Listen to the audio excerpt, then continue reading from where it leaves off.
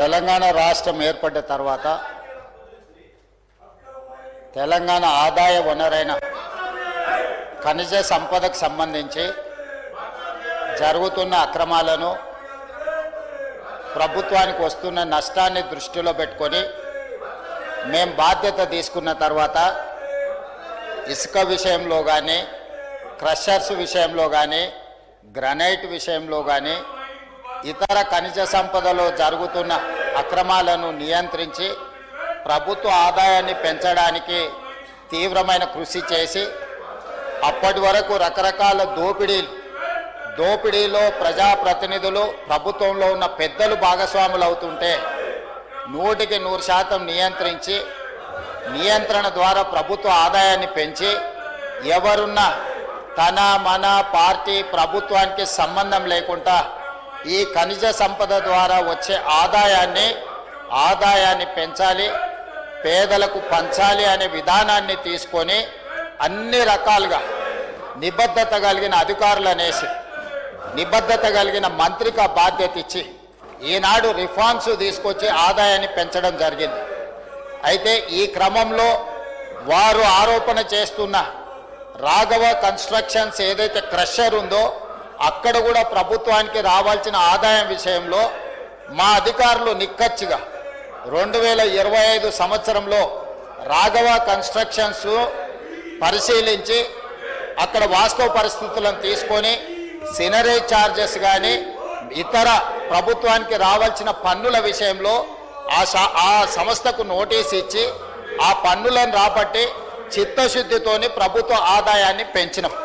మేమిచ్చిన నోటీసునే వాళ్ళు తీసుకొచ్చి చదివి వినిపించి ఈ నోటీసు గత ప్రభుత్వం ఇచ్చిన నోటీసు కాదు, గత ప్రభుత్వం దీన్ని కనిపెట్టింది లేదు, లేదా ప్రతిపక్ష నాయకులు ఎవరైనా ఈరోజు ఈ అంశాన్ని ప్రస్తావిస్తున్న శాసనసభ్యులు ఎవరు కూడా ఇక్కడ అక్రమం జరుగుతుందని ప్రభుత్వానికి ఫిర్యాదు చేయలే. ప్రభుత్వమే స్వయంగా ఏ ప్రాంతాలలో ఇసుక దోపిడీ జరుగుతుంది, ఖనిజ దోపిడీ జరుగుతుంది, ప్రభుత్వ ఆదాయానికి గండి పడుతుందని కనుక్కొని మేమే ఆ నిధులను రాబట్టుకునే కార్యక్రమంలో భాగంగా ఈరోజు రాఘవ కన్స్ట్రక్షన్స్కు నోటీస్ ఇచ్చినాం. మా నోటీస్కు స్పందించి దాదాపుగా 3 కోట్ల రూపాయలు ప్రభుత్వానికి చెల్లించాల్సిన పన్నులు చెల్లించడమే కాకుండా వాళ్ళు తీసుకోవాల్సిన అనుమతుల గురించి కూడా మా అధికారులు చేసిన సూచనను వాళ్ళు అమలు చేయాల్సిందిగా మేము ఆదేశాలు ఇచ్చినాం. ఇంత పారదర్శకంగా తన మన పార్టీ ప్రభుత్వానికి సంబంధం లేకుండా మేము తీసుకున్న చర్యల్ని మీరు ఇసుకలో ఆదాయాన్ని పెంచినరు, మీరు ఈరోజు క్రషర్స్లో ఇల్లీగల్ మైనింగ్ ఆపినరు, ప్రభుత్వ ఆదాయాన్ని పెంచిందని ఒక మాట ప్రభుత్వాన్ని అభినందించితే మా అధికారులు ఇంకా రెట్టించిన ఉత్సాహంతో ఈరోజు ప్రభుత్వ ఆదాయం పెంచి ఉండేవాళ్ళు. అట్లా కాకుండా ఈరోజు మేము నోటీస్ ఇచ్చి మేము రాబట్టిన దాన్నే తీసుకొచ్చి సభలో చదివి వినిపించి వాళ్ళేదో కనిపెట్టినట్టు, వాళ్ళేదో ప్రభుత్వ ఆదాయాన్ని ఈరోజు కాపాడినట్టు నటన చేసి దానికి హౌస్ కమిటీ వేయాలని చెప్పి ఈరోజు వాళ్ళు 2 రోజుల నుంచి హడావిడి చేస్తున్నారు. అధ్యక్ష వాళ్ళు అధికారంలో ఉన్నప్పుడు వేసిన హౌస్ కమిటీలు 3 ఉన్నాయి అధ్యక్ష. నాకు తెలిసి అప్పుడు లెజిస్లేటివ్ అఫేర్స్ మినిస్టర్గా సిద్దిపేట శాసనసభ్యులే ఉన్నారు. House committee on illegal sale occupation of government lands, రెండవ house committee on enquiry into వర్క్ properties, house committee on irregularities in cooperative housing societies. 3 హౌస్ కమిటీలు వేసి ఈ హౌస్ కమిటీలను అడ్డం పెట్టుకొని వాళ్ళందరినీ బ్లాక్మెయిల్ చేసి వాళ్ళ దగ్గర ఆస్తులు కొల్లగొట్టడమే కాకుండా రాజకీయంగా కూడా పార్టీ ఫిరాయింపులను ప్రోత్సహించడానికి వాళ్ళు ఇది ఉపయోగించుకున్నారు అధ్యక్ష. ఇవాళ కూడా వాళ్ళ హౌస్ కమిటీ వేసి ఆ హౌస్ కమిటీలకు 1-2 సభ్యులు వాళ్ళ పార్టీ నుంచి వచ్చి ఆ మంత్రిని బ్లాక్మెయిల్ చేసి వాళ్ళు అక్రమంగా ఏదైతే ధరణిని అడ్డం పెట్టుకొని దోసుకున్న భూములు ఉన్నాయో దాన్ని అక్రమం చేయడానికి ఆ మంత్రి దూరపు బంధువుల సంస్థను అడ్డం పెట్టుకొని ఆ మంత్రి మీద బురద జల్లి రెవెన్యూ శాఖలో వాళ్ళ దోపిడీని కప్పిపుచ్చుకునే ప్రయత్నంలో హౌస్ కమిటీ అడిగింది అధ్యక్ష. అప్పుడు మా మంత్రి గారు విచారణకు ఆదేశిస్తామని చెప్పిన ఒక దళితుడు ఆ శాఖను నిర్వహించడం అతనికి చేత కాదు, అతని సమర్థుడు కాదు అని ఆ మంత్రిని ప్రజల ముందు చిత్రీకరించడానికి పాపం మంత్రి గారు మొత్తం ఇంగ్లీష్లో చదువుకున్నాడు హెచ్పిఎస్లో.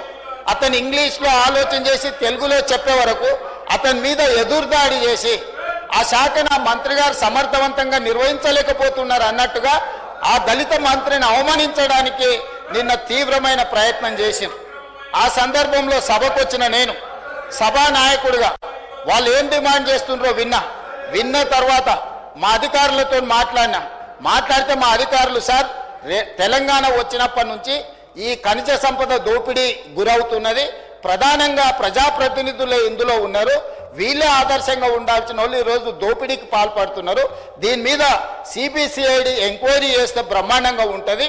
రాఘవ కన్స్ట్రక్షన్స్తో పాటు జూన్ 2, 2014 నుంచి నిన్నటి వరకు జరిగిన వ్యవహారాలు, లావాదేవీలు, అక్రమ మైనింగు, ప్రభుత్వ ఆదాయ నష్టము అన్నిటిని కలిపి సిబిసిఐడి ఏమని మా అధికారుల సూచన మేరకు వాళ్ళలాగా హౌస్ కమిటీలు వేసి బ్లాక్మెయిల్ చేసి లబ్ధి పొందాలన్న ఆలోచన చేయకుండా చిత్తశుద్ధితోటి ఈరోజు రాష్ట్ర ప్రభుత్వం ఒక సిబిసిఐడి ఎంక్వైరీకి ఆర్డర్ ఇచ్చినాం.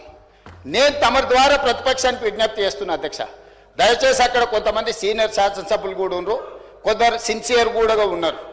నేను సిన్సియర్గా ఉన్న సభ్యులకు విజ్ఞప్తి చేస్తున్నా, మీ దగ్గర ఏమేమి సమాచారం ఉందో ఈ సమాచారాన్ని పూర్తిగా మా సభ్యులే కాదు, మా సభ్యులు కానీ, మా బంధువులు కానీ, మా దూరపు బంధువులు కానీ, మా అనుచరులు కానీ, మా సహచరులు కానీ ఎవరైనా ఈ అక్రమ మైనింగ్లో పాల్గొంటే, ప్రభుత్వ ఆదాయానికి గండి కొడితే, అనుమతులు లేకుండా అక్రమంగా మైనింగ్ చేస్తే వివరాలన్నీ మీరు సిబిసిఐడి అధికారులకు ఇవ్వండి. మీరు ఇచ్చిన ఏ ఆధారాన్ని కూడా, మీరు నిర్దిష్టమైనగా చేసే ఏ ఆరోపణను కూడా మా అధికారులు నిర్లక్ష్యం చెయ్యరు. సంపూర్ణంగా మీరు ఇచ్చిన ఫిర్యాదులను స్వీకరించి ఆ ఫిర్యాదులకు మీకు రిసిప్ట్ కూడా ఇచ్చి మీకు మీ దగ్గర ఇది స్వీకరించినమని పూర్తి స్థాయిలో విచారణ చేసే బాధ్యత మా అధికారులు తీసుకుంటారు. తెలంగాణ పోలీసు అధికారులకు దేశంలోనే కాదు ప్రపంచంలోనే ఒక మంచి పేరున్నది, నిజాయితీ కలిగిన అధికారులు ఉన్నారు. నిజాయితీ కలిగిన అధికారులను సిబిసిఐడి ఎంక్వైరీ చేసి మీరు ఏమేమి చెప్పదలుచుకున్నారో మొత్తంగా మైనింగ్ శాఖలో జరిగిన అక్రమాల మీద నిగ్గు తేల్చడానికి మేము సిద్ధంగా ఉన్నామని చెప్పి నిన్న చర్చల సందర్భంగా సిబిసిఐడి విచారణకు ఆదేశించినాం అధ్యక్ష. ఆ తర్వాత సభ జరిగింది, ఆ తర్వాత సభా వ్యవహారాలను మనం ముందుకు తీసుకెళ్ళాం, ఆ తర్వాత క్రీడలు నిర్వహించుకున్నాం. ఇదంతా అయిపోయిన తర్వాత రాత్రి వాళ్ళ కుటుంబ తగాదాలు, నువ్వు చేసిన పనికి నీ బ్లాక్మెయిల్ కోసం ఈరోజు నేను కూడా ఇరుక్కున్నా అని కేటీఆర్ గారు హరీష్ రావు గారి మీద దాడి చేయడంతో ఈరోజు సభను జరగకుండా చేసి ఏదో ఒక రకంగా దృష్టి మరల్చడానికి వీళ్ళు ఈరోజు కార్యక్రమం తీసుకున్నారు అధ్యక్ష. దయచేసి నేను విజ్ఞప్తి చేస్తున్నా హరీష్ రావు గారికి, కేటీఆర్ గారికి, అక్కడ ఉన్న సిన్సియర్ కొద్దిమంది సభ్యులకు కూడా ప్రభుత్వానికి సహకరించండి. ప్రభుత్వం ఆదేశించిన సిబిసిఐడి ఎంక్వైరీకి మీరు ఏమేం ఫిర్యాదులు చేస్తారో తీసుకుపోయండి. మిగతా పార్టీ సభ్యులకు కూడా నేను సూచన చేస్తున్నా, బీజేపీ కావచ్చు, ఎంఐఎం కావచ్చు, సిపిఐ కావచ్చు, లేదా మా పార్టీలో ఉన్న సభ్యులకు కూడా మీ దగ్గర ఏ సమాచారం ఉన్నా తెలంగాణ రాష్ట్రంలో ఖనిజ సంపదకు సంబంధించి ఎవరు అక్రమాలకు పాల్పడినా, ఎవరు దోపిడీకి పాల్పడినా, ఇతర రాష్ట్రాల నుంచి కూడా అక్రమంగా మన రాష్ట్రంలోకి పన్ను కట్టకుండా వస్తున్న ఇసుక కానీ ఇతర మైనింగ్ ఏదైతే ఉన్నదో వాటన్నిటి మీద మీకు ఏ సమాచారం ఉన్నా విచారణ అధికారులకు ఇవ్వండి. సంపూర్ణంగా విచారణ చేసి దోషులను శిక్షించే బాధ్యత మా ప్రభుత్వం తీసుకుంటుంది. ఇది మొదటి విషయం అధ్యక్ష. రెండవది, ఏ హౌస్ కమిటీ అయినా ఇట్ ఈజ్ రికమెండింగ్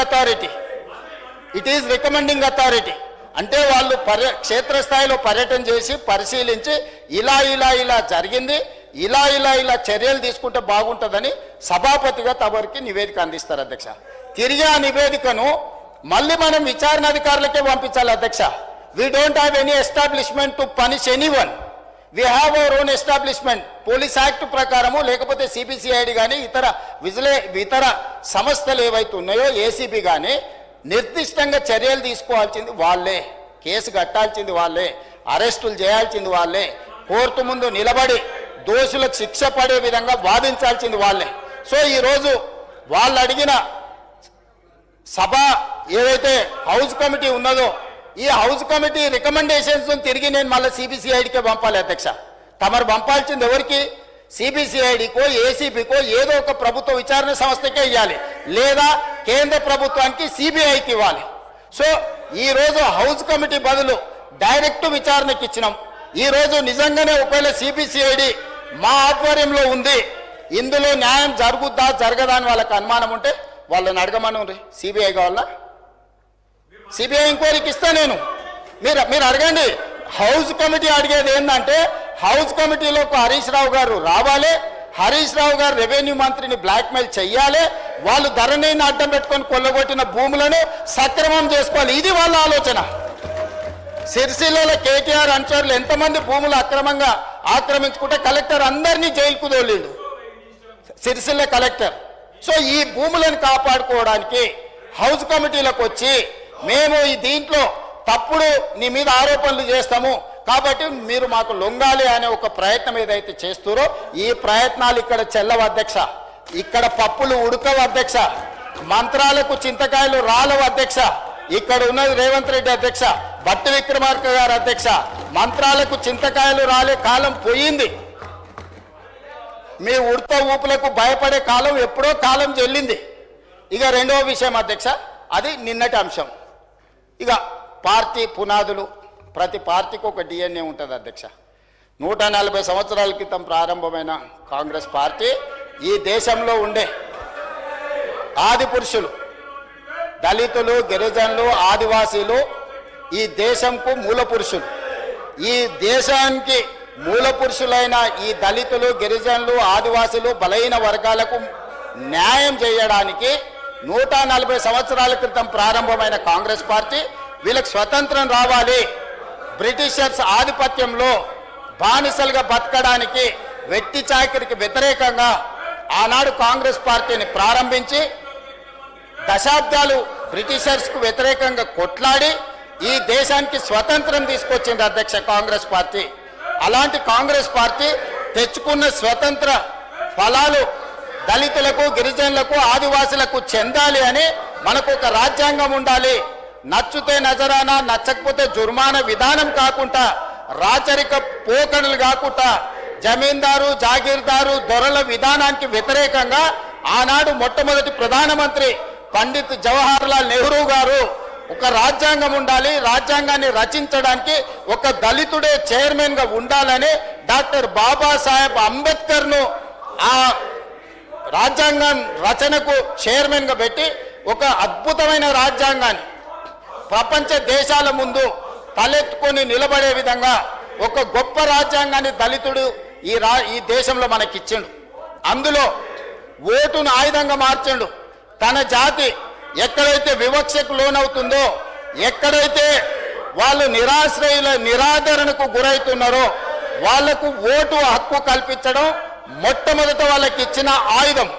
అదేవిధంగా ఓటు హక్కు ఇవ్వడం ద్వారా దళితులు, గిరిజనులు బాగుపడతారనే నమ్మకం లేకపోవడం వల్ల, లెవెల్ ప్లేయింగ్ ఫీల్డ్ ఈక్వల్ గా లేకపోవడం వల్ల, ఒక దళితుడు, ఒక దొర పెరిగిన వాతావరణం, నివాస ప్రాంతం భిన్నంగా ఉండడం వల్ల దొరలకు అందుబాటులో ఉన్న విద్య కానీ, ఆర్థిక పరిస్థితులు కానీ దళితులకు లేకపోవడం వల్ల తక్కువ మార్కులు వచ్చినా కానీ వాళ్ళకి విద్య, ఉద్యోగ, రాజకీయ అవకాశాలు, ఎందుకంటే చట్టసభలలో గెలవాలంటే ఆనాడే అంబేద్కర్ గారు గుర్తించిండ్రు, ధన ప్రభావం ఉంటుంది, దొరల ప్రభావం ఉంటుంది, ఆధిపత్యం ఉంటుంది అని చెప్పి ఆనాడు SC ST reservations in assembly, STS reservations in Lok Sabha, ఇట్లా రిజర్వేషన్లు ఇచ్చి ఆనాడు డాక్టర్ బాబాసాహెబ్ అంబేద్కర్ గారు మొట్టమొదట ఓటు హక్కు ఇచ్చిండు. వాళ్ళని పాలించే వాళ్ళను సేవకులుగా నియమించుకోవడానికి దళితులకు, గిరిజనులకు ఓటు హక్కు ఇచ్చిండు అధ్యక్ష. రెండవది, చట్టసభలలో ధన ప్రభావంతో, కుల ప్రభావంతో ఎన్నిక కాకపోవడానికి అవకాశాలు ఉన్నాయి. కాబట్టి కుల వ్యవస్థ ఉన్న ఈ దేశంలో వాళ్ళకు న్యాయం జరగాలంటే చట్టసభలలో దళితుల, గిరిజనులకు నిర్దిష్టమైన జనాభా ప్రాతిపదికన రిజర్వేషన్లు ఇచ్చి ఈరోజు చట్టసభలలో వాళ్లను ఈరోజు ప్రతినిధులు చేసి ఎమ్మెల్యేలు, ఎంపీలు, రాష్ట్ర మంత్రులు, కేంద్ర మంత్రులు, రాష్ట్రపతులను చేసే పని కాంగ్రెస్ పార్టీ తీసుకున్నది. ఈ దేశానికి రాష్ట్రపతి అయినా, ఏ రాష్ట్రానికి ముఖ్యమంత్రి అయినా, ఏ రాష్ట్రంలో మంత్రులైనా ఈనాడు కాంగ్రెస్ పార్టీకి అధ్యక్షుడిగా ఒక బ్లాక్ కాంగ్రెస్ ప్రెసిడెంట్ మల్లికార్జున్ ఖర్గే గారిని జాతీయ అధ్యక్షుడిగా ఒక దళితుడిని నియమించిన పార్టీ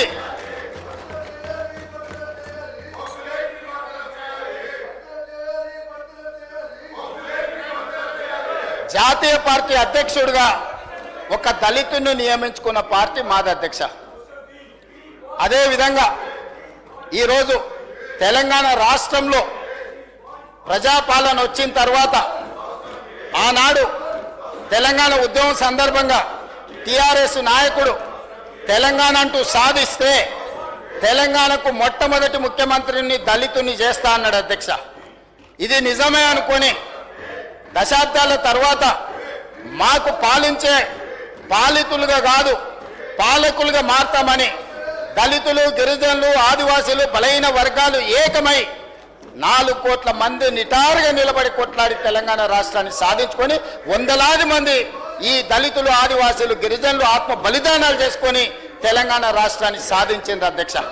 సాధించిన తెలంగాణ రాష్ట్రానికి బీఆర్ఎస్ నాయకులు చంద్రశేఖరరావు గారు ఇచ్చిన మాట ప్రకారం దళితుని ముఖ్యమంత్రి చేస్తాడని ఆ దళితులు ఎవరో ఆ అదృష్టవంతుడని మేమందరం అనుకున్నాం. మా వివేకానందనో, మా కడియం శ్రీహరి గారు, లేకపోతే ఇంకెవరైనా, లేకపోతే డాక్టర్ విజయ రామారావు గారు, ఇలాంటి వాళ్ళు చాలా మంది వాతోళ్ళు ఉండే. డాక్టర్ చంద్రశేఖర్ వికారాబాద్, అతనికి ఎన్నోసార్లు చెప్పిన చంద్రశేఖరరావు గారు నిన్నే మొదటి ముఖ్యమంత్రిని చేస్తా డాక్టర్ సాబ్ అని మీకు తెలుసు, తమరి ప్రత్యర్థి. ఆయన అదే ఆశలో, అదే భ్రమలో, ఊహల పల్లకిలో వాళ్ళు విహరించారు. కానీ తెలంగాణ రాష్ట్రం వచ్చినాక చంద్రశేఖరరావు గారు ఆ మాటను ఒక్కటే మాటతో కొట్టేసింది. ఏమని? దళితులకు పరిపాలన చేత కాదు, ఈ తెలంగాణలో ఎన్నో సమస్యలు ఉన్నాయి, ఈ సమస్యలను అన్నిటిని పరిష్కరించాలంటే దొర మాత్రమే తెలంగాణకు ముఖ్యమంత్రి కావాలి, దళితులు అవ్వడానికి వీల్లేదని అత్యంత అవమానకరంగా ఉద్యమంలో త్యాగాలు చేసి, ఉద్యమంలో ఆత్మ బలిదానాలు చేసుకొని ఎన్నికల్లో బీఆర్ఎస్కు ఓట్లేసి గెలిపించిన దళితులను నట్టేట ముంచి చంద్రశేఖరరావు గారే ఈ తెలంగాణకు ముఖ్యమంత్రి బాధ్యతలు తీసుకున్నాడు అధ్యక్ష. సరే, అది వాళ్ళ పార్టీ అంతర్గత వ్యవహారం, నేను ఆ జోలికి వెళ్ళదలుచుకోలేదు, అది వాళ్ళ ఇష్టం. 2018 ఎన్నికల తర్వాత వాళ్ళు దళితులను వంచి మంత్రివర్గంలో ఒక్కరికే ఆనాడు మంత్రి ఇచ్చిన ఉప ముఖ్యమంత్రిని మళ్ళీ బర్తరఫ్ చేసి ఆ తర్వాత ఇంకొకరికి ఇచ్చింది. 2018 తర్వాత కూడా ఒక్కరికే అధ్యక్ష ఇచ్చింది, కొప్పుల ఈశ్వర్ గారికి. దళితుల పట్ల వాళ్ళకు ఉన్న ప్రేమ ఎలాంటిదో వాళ్ళ మంత్రివర్గ కూర్పును చూస్తే మీకు అర్థమైంది అధ్యక్ష. అధ్యక్ష, వాళ్ళు అట్లుంటే 2018లో మేము ఒక దళిత బిడ్డ బట్టి విక్రమార్క గారిని మిత్రుణ్ణి, అతని దళితుడనే కాదు, అతని సమర్థవంతుడు, సెంట్రల్ యూనివర్సిటీలో చదువుకున్న వాళ్ళందరికంటే చదువులో, విద్యలో, జ్ఞానంలో నేర్పరి వాళ్ళందరికంటే, ఆడున్నోళ్ళందరికంటే ఏ పరీక్ష అయినా పెట్టండి మా బట్టి విక్రమార్క గారు మొదటి స్థానంలో వస్తారు. అట్లాంటి చదువుకున్న ఒక దళిత బిడ్డను లక్ష్మీపల్లి ఒక చిన్న మారుమూల గ్రామం నుంచి ఈ స్థాయికి ఎదుగొచ్చిన బట్టి విక్రమార్క గారిని ప్రధాన ప్రతిపక్ష నాయకుడిగా చేసిన అధ్యక్ష కాంగ్రెస్ పార్టీ. వారు ముఖ్యమంత్రి చేస్తాని చేయకుండా మోసం చేస్తే అది వారి విజ్ఞత. కానీ ప్రతిపక్ష పార్టీలో సీనియర్లు ఉత్తమ్ కుమార్ రెడ్డి గారు, కోమటిరెడ్డి గారు లాంటి, సబితా ఇంద్రారెడ్డి గారు లాంటి సీనియర్ శాసనసభ్యులు ఉన్న సందర్భంలో వాళ్ళందరినీ కూడా కాదని కాంగ్రెస్ పార్టీ బట్టి విక్రమార్క గారిని ప్రధాన ప్రతిపక్ష నాయకుడిగా నియమించారు అధ్యక్ష. ఏం జరిగిందో మీకు తెలియదా అధ్యక్ష? సంవత్సరం తిరగకుందే ప్రతిపక్ష నాయకుడిగా బట్టి గారు అక్కడ నిలబడి ఈ ప్రభుత్వాన్ని నిలదీస్తుండని, ఈ ప్రభుత్వ విధానాలను ప్రశ్నిస్తుండని, ఒక క్వాలిటీ డిబేట్ డిస్కషన్ ఇనిషియేట్ చేస్తున్నాడని కచ్చగట్టి ఎమ్మెల్యేలను పార్టీ ఫిరాయించే విధంగా ప్రోత్సహించి ప్రధాన ప్రతిపక్ష హోదా కూడా గుంజుకున్నాడు అధ్యక్ష. 19 మంది ఎమ్మెల్యేలను 5 మంది ఎమ్మెల్యేలకు కుంచకపోయే విధంగా ఒక దళితుడు ప్రతిపక్ష నాయకుడు ఉంటే చూసి ఓర్వలేని దళితుల పట్ల తన వివక్ష, తన కక్షను బట్టి గారిని తొలగించడం ద్వారా ఆయన పైశాచిక ఆనందాన్ని పొందిండు తప్ప ఏ రోజు కూడా దళితుల కోసం వాళ్ళు కనీసమైన ప్రేమ కాదు కదా, అభిమానం కాదు కదా, కనీసం మానవత్వం కూడా వాళ్ళు ప్రదర్శించలేదు అధ్యక్ష. అయినా మానసిక ధైర్యం కోల్పోకుండా ఎన్ని అవమానాలు ఎదురైనా సభలో మైకి ఇవ్వకపోయినా సభలోకి రానియకపోయినా మనోనిబ్బరం కోల్పోకుండా ప్రజాక్షేత్రంలో పాదయాత్ర చేసి ఆదిలాబాద్ పిప్పిరి నుంచి మొదలుపెట్టి ఖమ్మం వరకు రోజుల కొద్ది పాదయాత్ర చేసి అదే దళితులు గిరిజనులు ఆదివాసీలు బలైన వర్గాలు మహిళలు మైనార్టీలను విద్యార్థులను నిరుద్యోగ యువకులను అమరవీరుల కుటుంబాలను కలుసుకుంటూ సమస్యలు తెలుసుకుంటూ ప్రజా జీవితంలో రాణించింది కాబట్టే ఈరోజు ప్రజాపాలన ప్రభుత్వం ఏర్పడ్డది అధ్యక్ష. వారు ఉప ముఖ్యమంత్రి అయిన ఈ రాష్ట్ర ప్రజలకు ఏ బాగోగుల కోసం మనం బడ్జెట్ పెట్టుకుంటామో ఆ బడ్జెట్ పెట్టే ఆర్థిక మంత్రి హోదా వారికి ఇచ్చిండ్రు. గతంలో ఎవరి దగ్గర ఉండే అధ్యక్ష? హరీష్ రావు గారి దగ్గర ఉండే. ముఖ్యమంత్రి ఎవరి దగ్గర ఉండే అధ్యక్ష? కేసీఆర్ గారి దగ్గర ఉండే. మున్సిపల్ శాఖ ఎవరి దగ్గర ఉండే అధ్యక్ష? కేటీఆర్ దగ్గర ఉండే. ఇవాళ ఉప ముఖ్యమంత్రి పదవితో పాటు ఆనాడు దొరలు నివసించిన గడిలో ఈరోజు పేదలకు ఈరోజు బట్టి విక్రమార్క గారు నివసించి ప్రతిరోజు నిత్యం పేదలు దర్శించుకోవడానికి లోపలికి రావడానికి కలవడానికి అవకాశం కల్పించి గేట్లు బార్లా తెరిస్తే ఆనాటి ఆర్థిక మంత్రి ఈనాటి ఆర్థిక మంత్రిని అవమానించే విధంగా బడ్జెట్ ప్రవేశపెడితే నీకు చేత కాదు, నీకు అవగాహన లేదు, నువ్వు నడపలేవు. ఏం భాష అధ్యక్ష ఇది? ఏం వ్యవహారం ఇది? పద్ధత అంటే వాళ్ళు దొరలు మాత్రమే పాలన చేయగలరు, దొరలు మాత్రమే బడ్జెట్ పెట్టగలరు, దొరలు మాత్రమే దోపిడీ చేయగలుగుతున్నాం మేము అన్నట్టుగా విర్రవీగడం ఏంది అధ్యక్ష? బట్టి విక్రమార్క గారు ప్రవేశపెట్టిన బడ్జెట్లో లోపం ఉంటే బడ్జెట్లో లోపాలు చెప్పండి. వ్యక్తిగతంగా బట్టి గారిని టార్గెట్ చేసి మాట్లాడే అవసరం ఉందా అధ్యక్ష? అంటే ఈరోజు ముఖ్యమంత్రి ఇవ్వలే, ప్రతిపక్ష నాయకుడు హోదా ఉండనివ్వలే, ఇవాళ ఉప ముఖ్యమంత్రిగా బడ్జెట్ ప్రవేశపెడితే ఆ బడ్జెట్ను అవమానించే విధంగా, ఆ మనిషిని అనుమానించే విధంగా ఈ రోజు వీళ్ళ వ్యవహార శైలి ఉన్నది అధ్యక్ష. ఇది తెలంగాణ సమాజానికి మంచిదా అని నేను అడుగుతున్నా అధ్యక్ష. అదే కాదు అధ్యక్ష, ఈరోజు నేను తమరి ద్వారా చెప్పదలుచుకున్నా, బట్టి విక్రమార్క గారు, దామోదర రాజనరసింహ గారు, వివేక్ వెంకటస్వామి గారు, అడ్లూరి లక్ష్మణ్ గారు, ధనసరి సీత అనసూయ సీతక్క గారు, రామచంద్ర నాయక్ గారు, వేముల వీరేశం గారు, అద్దంకి దయాకర్ గారు, ఇట్లా నేను చెప్పుకుంటూ వెళ్తే ఎంతమంది దళితులకి ఈరోజు ప్రభుత్వంలో అవకాశం వచ్చింది అధ్యక్ష? అంతెందుకు అధ్యక్ష, దళితులను చిన్న చూపు చూసే చంద్రశేఖరరావు గారికి కనువిప్పు కలగాలి, ఆ దళితుడు ముందు చేతులు కట్టుకొని నిలబడాలని తమరిని స్పీకర్గా కుర్చీలో కూర్చోబెట్టినాం అధ్యక్ష. ప్రతి క్షణం ఏ దళితులనైతే చంద్రశేఖరరావు గారు వారి పార్టీ అవమానించిందో ఆ దళితుడు ముందు నాకు మైకు కావాలి, మీరు కరుణించండి, మీరు దయ చూపండి, ఇన్నాళ్ళు నేను చేసిన పాపాలకు ఈనాడు శిక్ష అనుభవిస్తున్నా అని మీ ముందల చేతులు కట్టుకునే విధంగా మిమ్మల్ని ఈరోజు స్పీకర్గా మా ఎమ్మెల్యేలందరూ మా పార్టీ తమని ఆ కుర్చీలో కూర్చోబెట్టారు అధ్యక్ష. అందుకే ఈరోజు ప్రధాన ప్రతిపక్ష నాయకుడు సభకు వస్తలేడు. ఎందుకంటే ఒక దళితుడు ముందు నిలబడి నేను మైక్ అడగాలనా, ఒక దళితుడు పైన కూర్చుంటే నేను కింద కూర్చోవాలనా, దొరబిడ్డనై ఉండి దళితుడు ముందు కింద కూర్చోవడం ఏంది అని ఈరోజు సభకు రావడం లేదు.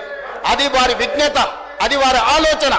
పోని ఆయనకు అహంకారం ఉంది, వయసు మీద పడ్డది, లేకపోతే మనకంటే వయసులో పెద్దోడు అని ఆయనను కొన్ని విషయాలలో మనము చూసి చూడనట్టు ఉన్నా వీళ్ళకేం పోయే కాలం అధ్యక్ష?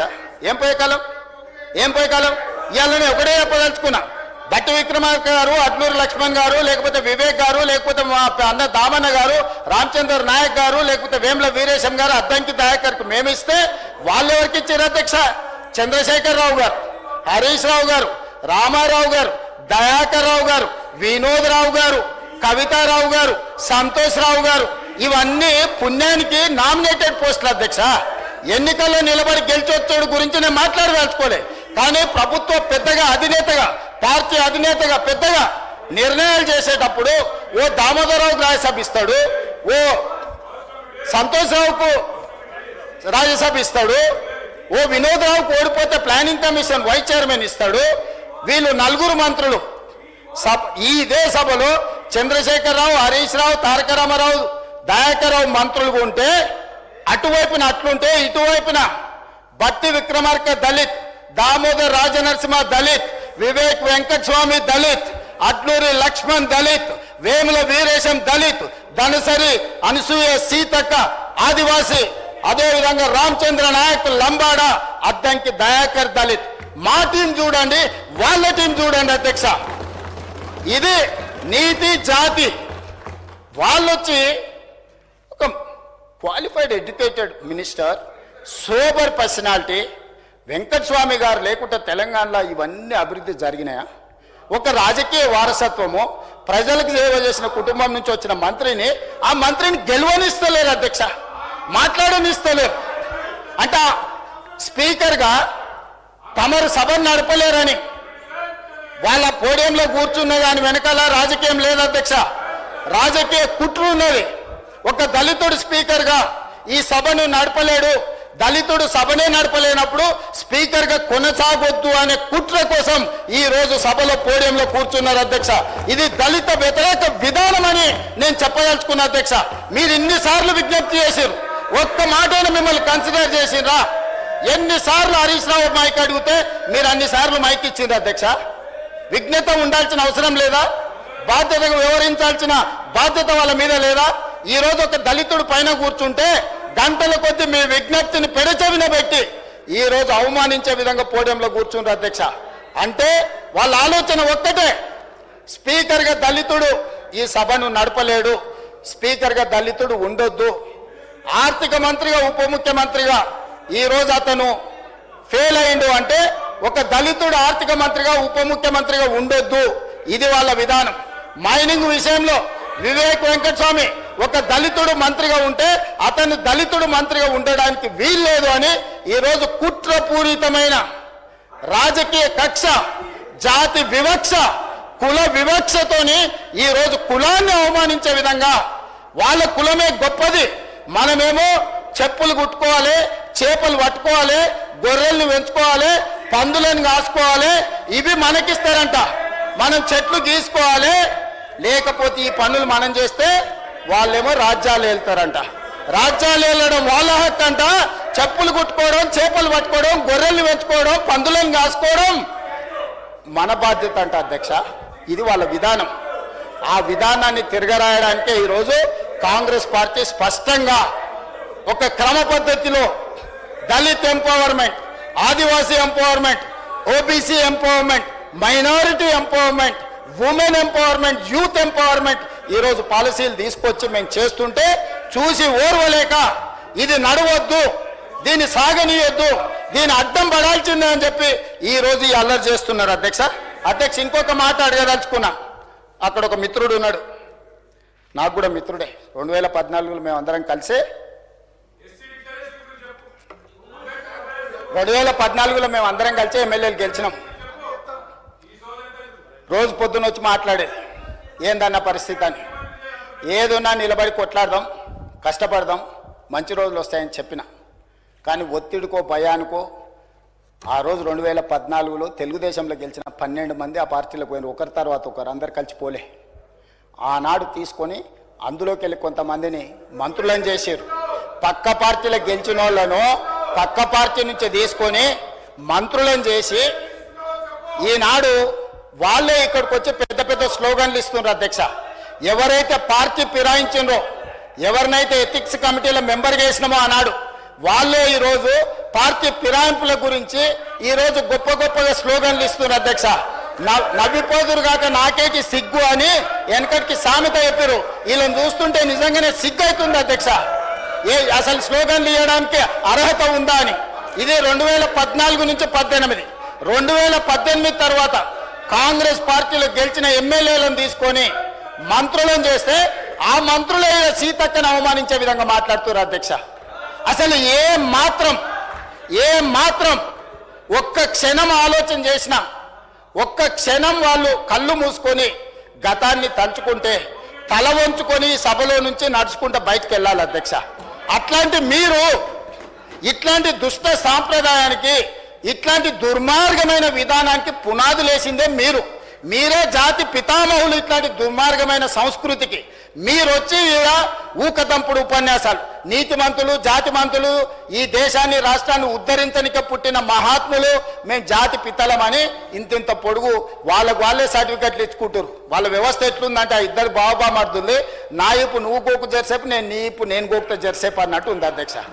వాళ్ళ ఈపులు వాళ్ళు గోక్కొని బాబామర్దులు ఒకరిపు గోక్కొని వాళ్ళిద్దరు సమ్మగా ఉందని అనుకుంటారు. పాపం వీళ్ళ అమాయకులు వాళ్ళు సమ్మగా ఉంటే వీళ్ళు చప్పట్లు కొడుతుర్రు.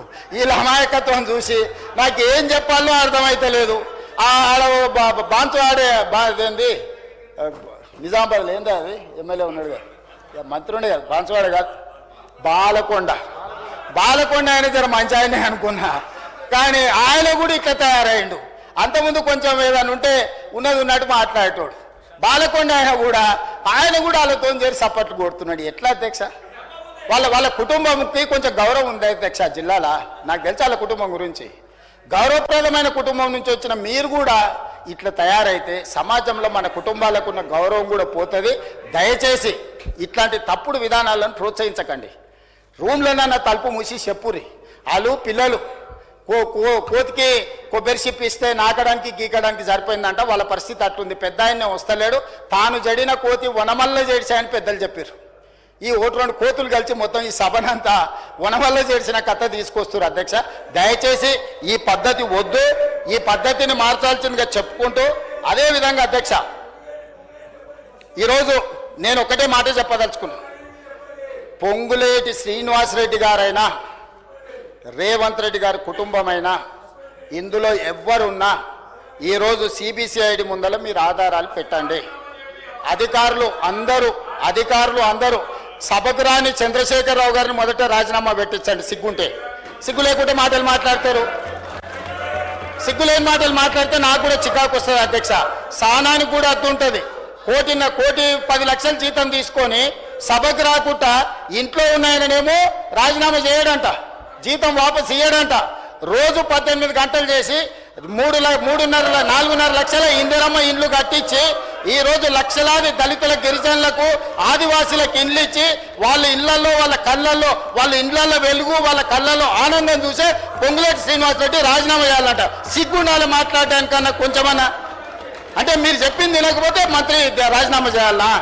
మీ తాతలు దిగొచ్చినా జరగదు. మీరు అనుకుంటారో మీరేదో అరుస్తే గోల పెడితే వింటారని. మీ సంగతి అంతా తెలుసు. మేనమావకు చెప్పినట్టు ఉంది పుట్టింటి గొప్పలు. గురువింద కింద ఎంత నల్లగా ఉందో తెలియదు. వాళ్ళ కింద ఎంత నల్లగా ఉందో నాకు తెలుసు. నేను మొత్తం చూసి వచ్చినాను అధ్యక్ష. ఇక నేను ఎక్కువ చెప్తే బాగుండదు, చిట్టా ఇస్తే అసలు బాగుండదు. ఒకటే అధ్యక్ష, ఈరోజు నేను ఒక మాట చెప్పదలుచుకున్నా. రాజకీయంగా ప్రతిపక్షంగా వాళ్ళ అంశాలు లేవనెత్తడం, నిరసనలు తెలపడం, ధర్నా చేయడం, వాళ్ళు ఈ రకంగా ఏ డిమాండ్ చేసినా ఒక్క నిమిషం కేటీఆర్ గారు దయచేసి వినండి. ఇది వినాల్సిన సందర్భం. దయచేసి ప్లీజ్ ట్రై టు అండర్స్టాండ్. ఏ అంశమైనా వాళ్ళు లేవనెత్తవచ్చు, ఏ అంశాన్నైనా ప్రస్తావించవచ్చు. ఎందుకంటే జడ్పీటీసీగా, ఎమ్మెల్సీగా, ఎమ్మెల్యేగా, ఎంపీగా అన్ని చట్టసభలలో నేను పనిచేసి వచ్చిన. చాలామందికి లైఫ్ టైం మొత్తం ఎమ్మెల్యేగానే ఉంటారు, కొంతమంది ఎంపీగా ఉంటారు. నేను స్థానిక సంస్థల నుంచి, కోఆపరేటివ్ సొసైటీస్ నుంచి చెప్పాలంటే వెనక్కి వెళ్తే అక్కడ నుంచి ఈ దేశంలో ఉండే అన్ని చట్టసభలు నేను చూసి వచ్చిన. ఏ చట్టసభలైనా గ్రామాలలో ఉండే సమస్యల మీద చర్చకు వినియోగించుకోవాలి. గ్రామాలలో ఉండే సమస్యనే నియోజకవర్గ సమస్య, జిల్లా సమస్య, రాష్ట్రం సమస్య, దేశం సమస్య. ఏ గ్రామంలో ఆ గ్రామంలో సమస్యలు పరిష్కరించుకుంటే దేశం అంతా సమస్యలు లేని దేశంగా ఉంటుంది. అట్లాంటి ప్రయత్నాలు చేసేటప్పుడు మీ దృష్టికి వచ్చిన వాటిని మీరు వేటినైనా ఇక్కడ ప్రస్తావించవచ్చు, మీరు మాట్లాడవచ్చు, మీరు డిబేట్ చేయొచ్చు. డిబేట్ చేసిన తర్వాత ప్రభుత్వం ఒక నిర్ణయానికి వస్తుంది. నిర్ణయానికి వచ్చిన తర్వాత we have to move forward. Next అంశానికి వెళ్ళాలి, నెక్స్ట్ అంశం ప్రస్తావించాలి. మేము అన్నట్టే ఈ ప్రభుత్వం నడవాలి, మేము చెప్పినట్టే ఈ మంత్రులు, ఈ ముఖ్యమంత్రి వినాలి అనేది ఇది అహంభావము, అహంకారము, దుర్మార్గమైన ఆలోచన. ఆ ఆలోచనను మీరు ఉపసంహరించుకోండి. మీ ఆలోచనల నుంచి మీరు తొలగించుకోండి. మీరు అందరు కూర్చోండి. ఒక్క నిమిషం స్పీకర్ సార్ దయచేసి. ఇప్పుడు వయసు మీద పడిన తల్లిదండ్రులకు సంబంధించిన చర్చ జరుగుతుంది వాళ్ళ రక్షణ కోసం. ఖచ్చితంగా ప్రతిపక్షానికి మైక్ ఇవ్వండి, ఎంతసేపు మాట్లాడతారో మాట్లాడమనుండ్రి. ముగిసిపోయిన అధ్యాయాన్ని తిరిగి మళ్ళీ తెరవండి అని అంటే తమరు అనుమతిస్తే తెరవచ్చు, నాకేం అభ్యంతరం లేదు. ఈ సభ మీది, ఈ సభలో ఉన్న ప్రతి సభ్యుడి హక్కులను కాపాడే బాధ్యత మీది. వాళ్లతో పాటు నేనైనా, కడియం శ్రీహరి గారైనా, ఇక్కడున్న బట్టి గారైనా ఈ సభలో సభ్యులం. అందరి సభ్యులకు ఒకే రకమైన హక్కులు ఉన్నాయి. ఆ రకమైన హక్కులను కాపాడాల్సిన బాధ్యత తమరిది. ఒకవేళ నిజంగానే ప్రతిపక్షం చేసిన డిమాండ్ను ఒకవేళ అది రీజనబుల్ అని తమరు భావిస్తే, తమరు అంశాన్ని తిరిగి చర్చకు చేపడితే మాకు ఎలాంటి అభ్యంతరం లేదు. తమరు అది కాదు చర్చ ఇది జరగాలని తమరు ఆదేశిస్తే ఏ సభ్యులైనా సభ లోపల వినాల్సిందే. ఇది చట్టము, ఇది సాంప్రదాయము, లెజిస్లేటివ్ ప్రొసీజర్స్, ప్రాక్టీసెస్. దీనికి విరుద్ధంగా చైర్ను డిక్టేట్ చేసే ఈ డిక్టేటర్షిప్ ఎక్కడి నుంచి వచ్చింది అధ్యక్ష? పైనుంచి కిందికి ఆదేశాలు వస్తాయి, కింది నుంచి పైకి ఆదేశాలు వస్తాయి. అధ్యక్ష ఒకసారి చెప్పండి, ఎక్కడి విధానం ఇది? ఎక్కడుంది? ఇన్నేళ్ళ అనుభవం ఉంది అంటారు, ఇన్నిసార్లు గెలిచినాం అంటున్నారు. ఇన్నేళ్ళ అనుభవం ఉండి ఇన్నిసార్లు గెలిచి ఇన్ని రోజుల అధికారంలో ఉన్న మీకు ఈ కనీస పరిజ్ఞానం కానీ అవగాహన కానీ లేదా? ఉన్నా కూడా మీరు కళ్ళు మూసుకొని వ్యవహరించాలనుకుంటే సమాజం అంతా గమనిస్తుంది. దయచేసి స్పీకర్ సార్ మీరు ఆదేశాలు ఇవ్వండి, వాళ్ళని కూర్చోమనండి. వాళ్ళు కూర్చున్న తర్వాత వాళ్ళు ఏం మాట్లాడదలుచుకుందో, ఏ సభలో ఏ అంశం చర్చ జరుగుతుందో ఆ అంశం మీద మీరు చర్చకు అనుమతించండి. లేదు మీరు అన్ని చర్చల్ని వాయిదా వేసి వాళ్ళు అడుగుతున్న దాని మీదనే తమరు ఒకవేళ అనుమతిస్తే, తమరు అనుమతి ద్వారా ఎవరైనా మాట్లాడవచ్చు. తమ అనుమతి లేకుంటే ఎవరు మాట్లాడడానికి వీల్లేదు. ఈరోజు నేను తెలంగాణ రాష్ట్రానికి ముఖ్యమంత్రి ఉన్నా, ఇంతమంది సభ్యులు మాట్లాడుతుంటే మీరు వాళ్ళందరికీ అవకాశం ఇచ్చినప్పుడు నేను మౌనంగా ఉండి, నాకు అవకాశం ఇచ్చినప్పుడు ఇప్పుడు నేను మాట్లాడుతున్నాను. ఇది విషయం. ఇక అసలు విషయానికి వస్తున్నా అధ్యక్ష. కడియం శ్రీహరి గారు కేసీఆర్ గారికి సరిసమానమైన ప్రజా జీవితంలో నుంచి వచ్చిన ప్రజాప్రతినిధి. ఎవరు కూడా నేను ఆన్ రికార్డ్ నేను చెప్తున్నా, కడియం శ్రీహరి గారి నిబద్ధతను, నిజాయితీని ఈ దేశంలోనే ఎవరు ప్రశ్నించజాలరు. నిజాయితీతో కూడుకున్న నిక్కచ్చిగా వ్యవహరించే ప్రజాప్రతినిధి. ఎన్నో మంత్రి పదవులు చేపట్టిన అవినీతి మచ్చలేని మంత్రిగా పనిచేసాడు. ఒక సీనియర్ లెజిస్లేటర్ను పట్టుకొని అధ్యక్ష రాజకీయంగా వాళ్ళకి ఏమైనా అభిప్రాయం ఉండని, రాజకీయ పట్ల వారికి ఏమైనా వ్యతిరేకత ఉండని నేను ఇవన్నీ మాట్లాడదలుచుకోలే. నేను ఒకటే అడగదలుచుకున్నా హరీష్ రావు గారిని, కేటీఆర్ గారిని, మీ సభ్యుడు వ్యవహరించిన తీరును మీరు సమర్థిస్తున్నారా? సభలో ఈ రకమైన వ్యవహార శైలి ఈ సభకు మంచిదా?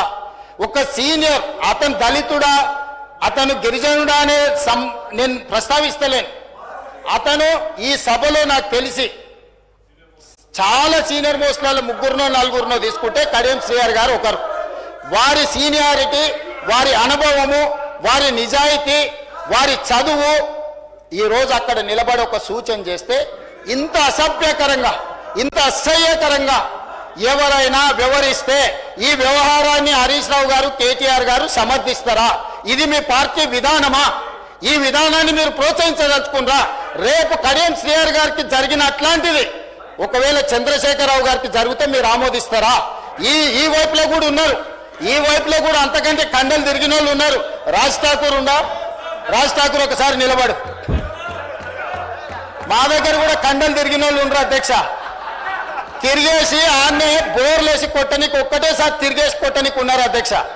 కానీ ఇక్కడ కుస్తీలు కొట్టడానికి రాలే అధ్యక్ష. విఘ్నత ప్రదర్శించడానికి, అవగాహనతో మాట్లాడడానికి సభలోకి వచ్చినాం అధ్యక్ష. ఆకారం ఉంది కదా అని ఒక పెద్ద మనిషిని పట్టుకొని ఆ రకంగా అవమానించే విధంగా మాట్లాడడం, మీకు ఏదైనా అభిప్రాయం ఉండని మీరు ఏ అంశమైనా ప్రస్తావించండి. కానీ ఈ రకమైన విధానాన్ని ఈ సభ క్షమిస్తే ఇక భవిష్యత్తులో ఈ సభలో కత్తిపోట్లు లేకపోతే కుస్తీల పోటీలు జరగాల్సిన పరిస్థితి వస్తుంది. దీన్ని ఇక్కడనే నిలువరించాలి, దీన్ని ఇక్కడనే నియంత్రించాలి అధ్యక్ష. అందుకే అధ్యక్ష నేను చివరిగా నా సూచన, వాళ్ళందరూ చైర్లలో కూర్చొని చర్చలో పాల్గొంటే సభ్యులందరినీ సభలో కొనసాగించండి.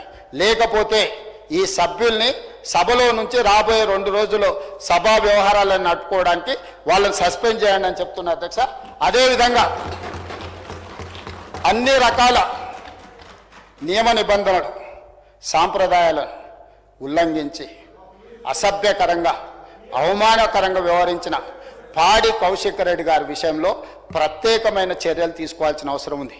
ఈ రూల్ బుక్ అధ్యక్ష, rules of procedure and conduct of business in the Telangana legislative assembly, నాకు తెలిసి 2015లో హరీష్ రావు గారు లెజిస్లేటివ్ అఫేర్స్ మినిస్టర్స్ ఉన్నప్పుడే తెలంగాణ రూల్ బుక్ అమాండ్ అయింది. ఈ బుక్లో అధ్యక్ష page number 105 committee on ethics, ఈ రూల్ బుక్లోనే 105 పేజీలో committee on ethics 288 rule number, the committee shall examine every complaint concerning the unethical conduct of a member both within and outside the house referred to it by speaker or the house are taken by suo motu. దీన్ని తీసుకోవాల్సిందిగా అదేవిధంగా మా legislative affairs మినిస్టర్ని request చేస్తున్నా.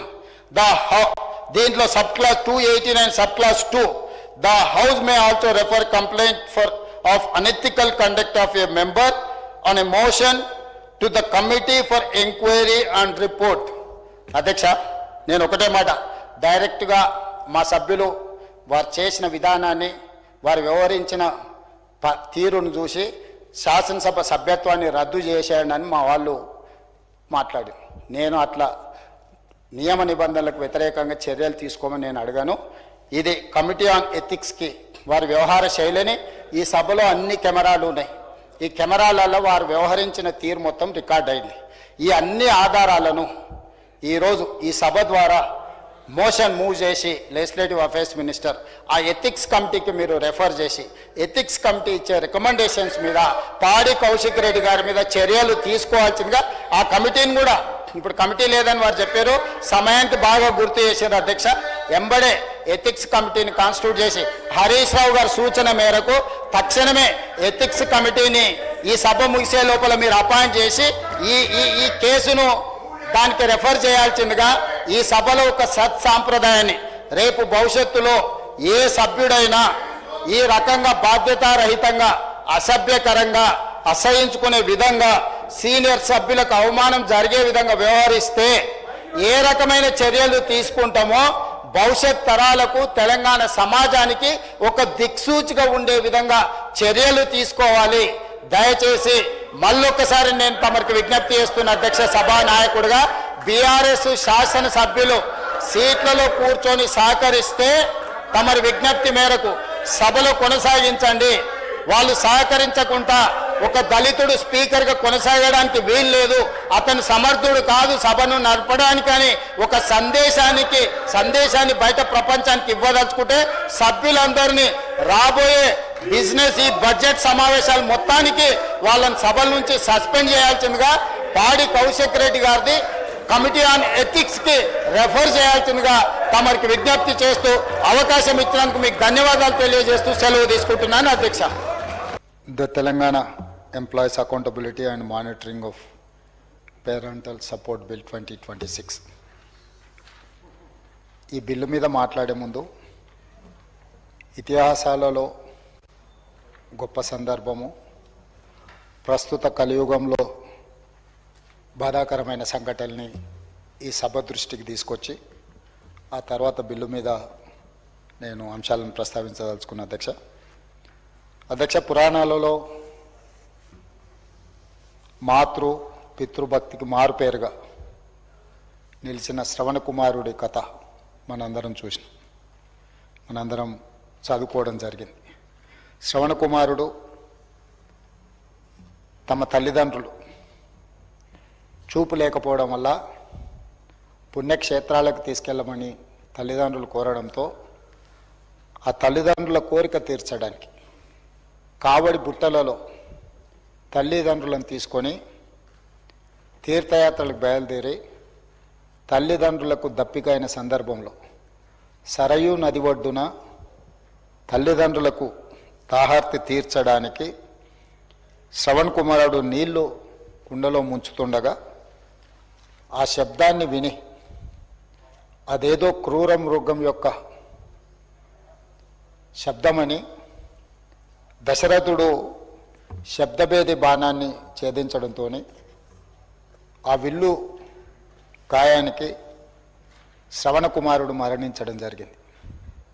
అప్పుడు ఆ వృద్ధ తల్లిదండ్రులు దశరథ మహారాజును, తమ పుత్రుడి మరణానికి కారణమైన దశరథ మహారాజును నీవు కూడా పుత్ర వియోగంతోనే మరణిస్తావు అని శాపం పెడితే దశరథ మహారాజుకు శ్రీరాముడు వనవాసం వెళ్ళిన సందర్భంగా పుత్రుడి వియోగం వల్లనే ఆ దుఃఖంలోనే దశరథ మహారాజు చనిపోవడం జరిగింది. ఈ ఇతిహాసము శ్రవణ్ కుమారుడు తల్లిని తండ్రిని దైవంగా భావించి వాళ్ళ కోరికను తీర్చడానికి కావడి బుట్టలలో మోసుకొని తను ప్రాణాలు కోల్పోయినా తల్లిదండ్రులకు సేవలు అందించాలని ఒక గొప్ప ఉదంతాన్ని మనకు ఉదాహరణగా ఈ చరిత్రలో మనకి ఇవ్వడం జరిగింది. ఎవరైనా కుమారుడైనా కుమార్తె అయినా తల్లిదండ్రులకు సేవలను అందించడానికి శ్రవణ కుమారుడిని ఆదర్శంగా తీసుకుంటే ఎలాంటి చట్టాలు ఎలాంటి శాసనాలు అవసరం లేదు. కానీ కలియుగంలో నిన్ననే ఒక గొప్ప పారిశ్రామికవేత్త, పద్మభూషణ్ అవార్డు గ్రహీత విజయపత్ సింఘానియా మార్చ్ 28, 2026 నాడు మరణించడం జరిగింది. అతను ఎవరని మన సభ్యులు అనుకొని ఉండొచ్చు. ఈరోజు నాకు తెలిసినంతవరకు సూట్లు వేసుకునే వాళ్ళకి ఎక్కువ ఐడియా ఉంటుంది. స్పీకర్ గారు కూడా ఈ మధ్య రెగ్యులర్గా సూట్లో చాలా అందంగా కనిపిస్తున్నారు. రేమండ్స్, ఆ తర్వాత కోమటిరెడ్డి వెంకటరెడ్డి గారు. రేమండ్స్ ఎంత పాపులర్ బ్రాండో మీకు తెలుసు. రేమండ్ సంస్థను ప్రారంభించి ప్రపంచంలోనే ఒక గొప్ప గుర్తింపు తీసుకొచ్చి 100 కోట్ల రూపాయల ఆస్తులు సంపాదించిన పద్మభూషణ్ అవార్డు గ్రహీత విజయపత్ సింఘానియా 100 కోట్ల రూపాయల ఆస్తులు సంపాదించి ఒక గొప్ప పేరు ప్రతిష్టను ఆర్జించి తను ఈ మొత్తాన్ని తన కుమారుడికి గిఫ్ట్ డీడ్ ద్వారా ఇవ్వడం జరిగింది. గిఫ్ట్ డీడ్, ఇంకా కుమారుడి పేరు చెప్తే బాగుండదు ఈ సభలో.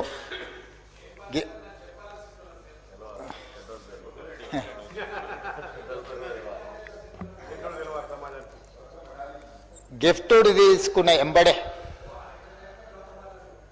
అతని ఇంట్లో నుంచి తరిమేసి వీధిలోకి తరిమేండి. ఉండడానికి కూడా నివాసం ఇవ్వలేదు. అతను ఉండడానికి ఉంచుకున్న జేకే హౌస్, అంటే అతను నివసించడానికి ఉంచుకున్న జేకే హౌస్ కూడా అతనికి ఇవ్వలే. అతని డ్రైవర్ను, వంట వాళ్ళను, పని వాళ్ళను అందరినీ తొలగించి ఆయన జీవితకాలం మొత్తం కష్టపడి రేమండ్స్ బ్రాండ్ బిల్డ్ చేసి 100 కోట్ల రూపాయల ఆస్తిని కుమారుడికి బదిలీ చేస్తే ఆ కుమారుడు తండ్రికి ఇచ్చిన బహుమతి ఏంటంటే సొంత ఇంటిలో నుంచి కూడా బయటికి గెంటేసి, వీధిలోకి గెంటేసి, అతను విమానాలలో తిరిగేవాడు ఎక్కడికి వెళ్ళినా పర్సనల్గా, నాట్ ఓన్లీ పబ్లిక్ ట్రాన్స్పోర్టేషన్ కాకుండా, సో ప్రైవేట్ ఫ్లైట్స్లో తిరిగేవాడు. అట్లాంటి అతన్ని కారు లేకుండా, డ్రైవర్ లేకుండా, ఇంట్లో వంట వాళ్ళని కూడా లేకుండా చేసి నిరాశ్రయుణ్ణి చేసి వీధిలోకి నెట్టేస్తే అతను కనీస సౌకర్యాల కోసం కూడా కోర్టు తలుపు తట్టాల్సి వచ్చింది. అతను తన ఆత్మకథను రాసుకుంటూ అండ్ ఇన్కంప్లీట్ లైఫ్ ఒక పుస్తకాన్ని రాసుకుంటూ పిల్లలకు సర్వస్వం ఇచ్చేసి నేను పెద్ద తప్పు చేశాను, ఏ తండ్రి నాకంటే దారుణమైన స్థితిని అనుభవించకూడదు, తన జీవిత కథలో అండ్ ఇన్కంప్లీట్ లైఫ్ అనే పుస్తకంలో పిల్లలకు సర్వం ఇవ్వద్దు, ఇవ్వడం ద్వారా నేను తప్పు చేశాను, నేను చేసిన తప్పు ఇంకే తల్లిదండ్రులు చెయ్యవద్దు అని తన జీవిత కథ, ఆత్మకథను రాసుకున్నాడు అని అంటే కొంతమంది పిల్లలు వ్యవహరించిన తీరు. ఇక్కడ రెండు ఉదంతాలు ప్రస్తావించిన, శ్రవణ కుమారుడి ఉదంతము, విజయ్ సింఘానియా కొడుకు ఉదంతం. ఒక ఉదంతమేమో తరతరాలుగా రామాయణం నుంచి మొదలుపెట్టి కలియుగం వరకు ఆదర్శంగా తీసుకునే పుత్రుడు ఒకరైతే, ఎవరు కూడా పోల్చుకోవడానికి కూడా ఇష్టపడని ఉదంతం రెండవది. ఇలాంటి సంఘటనలు ఈరోజు సమాజంలో జరుగుతున్న సందర్భంలో రాష్ట్ర ప్రభుత్వము ఒక సామాజిక బాధ్యతగా, ముఖ్యంగా ఈ అధికారము లేకపోతే ఈ బాధ్యత ప్రజలు ఎంతో నమ్మకం విశ్వాసంతో ఈ సభలో ఉన్న మనందరికీ అవకాశం కల్పించింది అధ్యక్ష. శాసనసభ్యులకైనా మన శాసన మంత్రులకైనా లేకపోతే తమరికైనా మాకైనా. సో ఈరోజు ఈ బాధ్యతను మనం ఎంతో ఒక మంచి పనికి ఉపయోగించాలన్న ఆలోచనతో ఈ బిల్లును ఎంతో బాధ్యతతో భావోద్వేగంతో ఆలోచన చేసి తీసుకుంటున్న నిర్ణయం అధ్యక్ష. ఇదేదో రొటీన్గా ఎనీ అదర్ బిజినెస్ కాదు అధ్యక్ష.